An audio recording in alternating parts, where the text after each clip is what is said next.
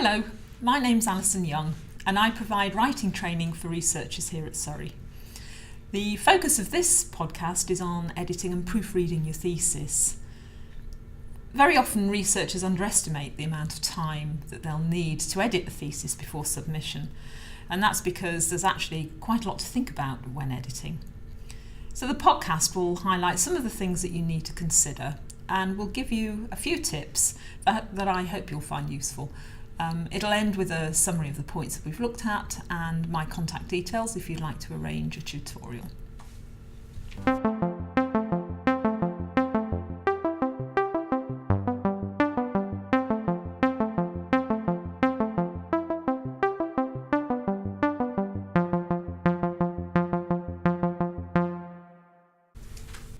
So in this section we're going to consider the difference between editing and proofreading. I suppose before we go any further, we really do need to clarify the differences and points of overlap actually between editing and proofreading. Essentially, editing relates to the structural and conceptual aspects of writing.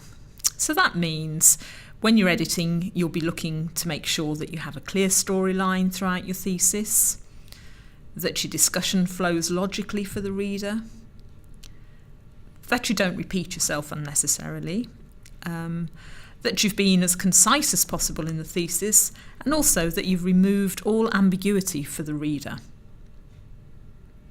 Proofreading, on the other hand, focuses on more superficial writing errors such as grammatical mistakes, punctuation and spelling. It might also cover formatting and checking the correct presentation of references. There is a point, though, where proofreading overlaps with editing. For example, if a wrong word or a wrongly positioned word distorts the author's intended meaning, then if you were to send your work to, let's say, a proofreader, that proofreader might not necessarily pick up on that error. Generally, though, the distinction between the two lies in the focus of each. So, as I've said already, the focus of editing is on ensuring the content is logical, concise, clear and coherent, whilst the focus of proofreading is on syntax, the making of well-formed sentences.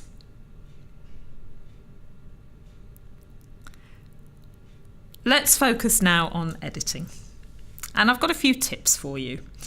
So my first tip is, as a researcher, you really do need to take full responsibility for editing your thesis. And I'll explain why.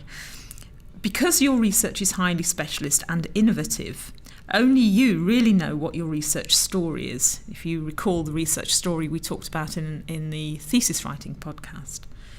So if somebody other than you begins to change paragraph structure or delete large sections of writing for you, then there is a danger that your story gets a little bit distorted and unclear. So really, you as the author need to take responsibility for editing. Now the next tip relates to when you start editing, and the tip is don't edit too early in the writing process. So if you're in an early draft, for example, and you're writing a section or you've decided you're going to write a short chapter, don't start editing as soon as you've got some thoughts down on the page. The danger is that you can stifle your thinking process if you do start editing too early, or if you notice typing errors or proofreading mistakes. Don't get distracted by those mistakes. Just allow the flow of thoughts to be transferred onto the page or onto the screen. So it's probably better to wait until you get to the end of the section that you're writing, if it's a large section. Or even if it's a short chapter, it's perhaps even better to wait until you get to the end of the chapter before you start to edit the writing. There's a line that you've got to gauge. You shouldn't start too soon, and at the same time you shouldn't have written so much that editing becomes a huge task. So you've got to find the right balance, not too soon and not too late. When you are ready to redraft, and when we talk about redrafting, we're essentially talking about editing, then you really do need to be quite systematic about how you do it, as there's a lot to think about when you're editing a really substantial document like a thesis. So my next tip, tip 3, is to have different rounds of editing and have a clear purpose in mind with each round. Here are some suggestions for possible rounds. Round 1, you might ask yourself, have I achieved my general purpose? This will probably be a very quick read through, and you'll probably need to refer to your macro framework. Again, we talked about a macro framework in the thesis writing podcast. You'll need to refer to that macro framework to check the overall purpose of a particular section or a chapter, so that you can then check that you've actually achieved that purpose. Once you're happy that you've done that, then you can move on to the next round. So round 2 might be checking that your argument is coherent. Things to look out for here are making sure that you have one clear focus in each paragraph, checking that you haven't missed out any discussion which creates a gap in the logical progression of your argument for the reader, making sure that the paragraphs belong to the right subsection, and that the connection between the paragraphs and the subsection is clear to the reader. Now you can do that by making sure that you repeat one or more of the words in the subsection heading. Make sure you repeat those words in the paragraph, and that reassures the reader. Also, check for any circular arguments. Now, by circular, I mean statements or discussion that goes around in circles rather than being a logical development. The final thing to look for is unnecessary repetition of ideas, paragraphs, evidence, or even sentences. And when you're happy that you've written a coherent argument, then you can think about the third round of editing. And my suggestion for the third round would be to check that your academic style is consistent throughout the writing.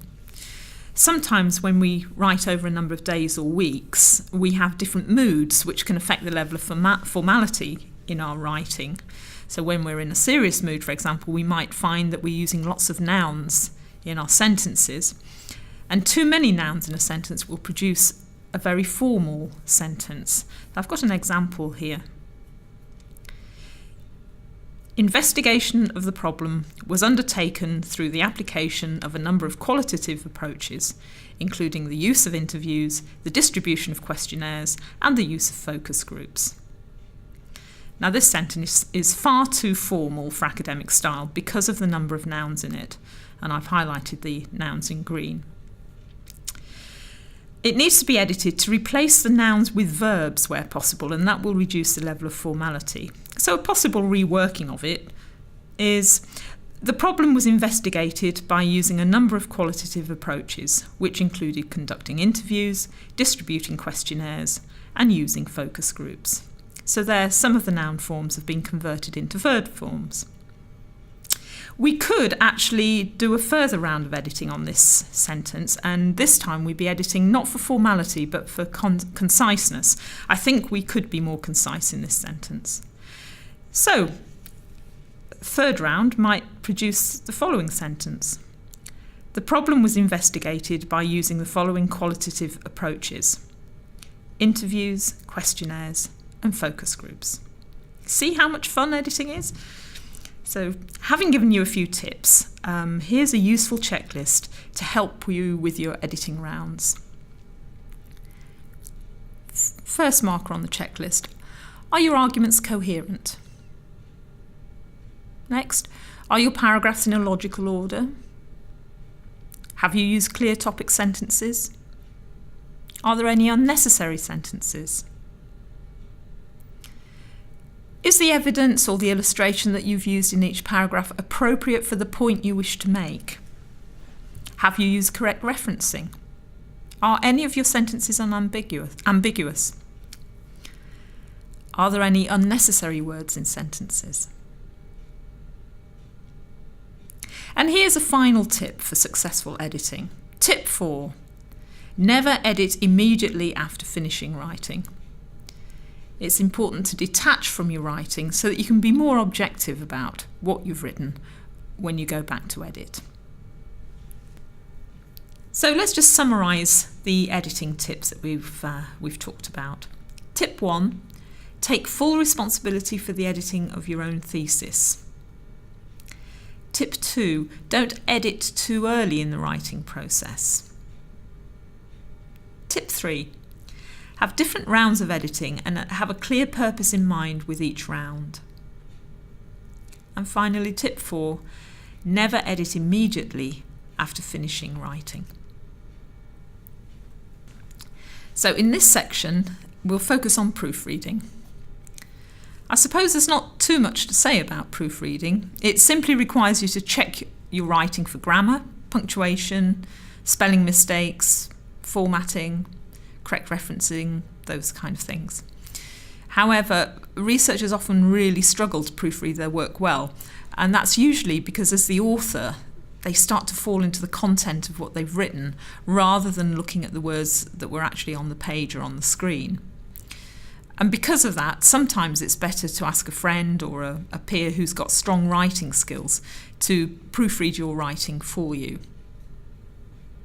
Anyway, here are a few tips to help you proofread your own work more effectively.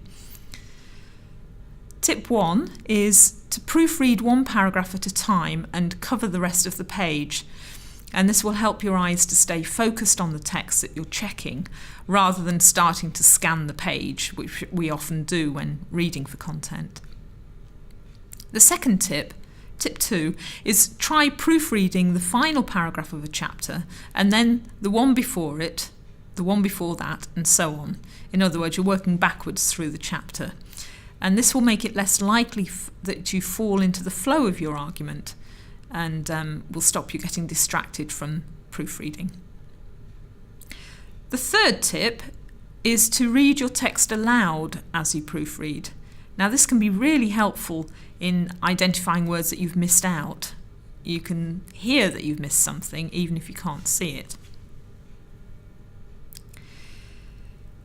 Fourth tip is perhaps use a ruler under the line that you're proofreading, and this will help to keep your eyes focused on the sentence you're checking rather than straying onto the sentences below.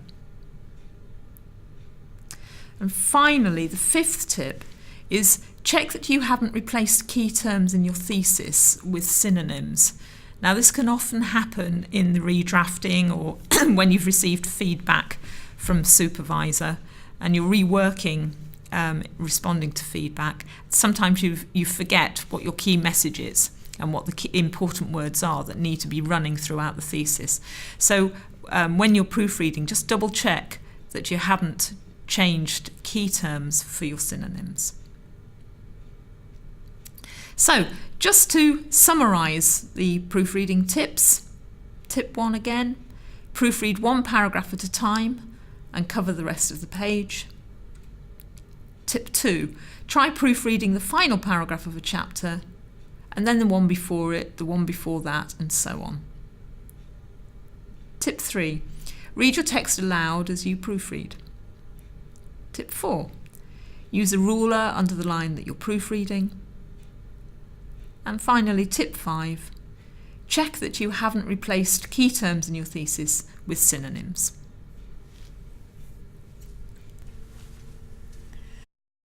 Well, that concludes the short podcast on editing and proofreading your thesis. I hope you found the tips we've gone through helpful and that you feel inspired to work on honing and polishing your thesis.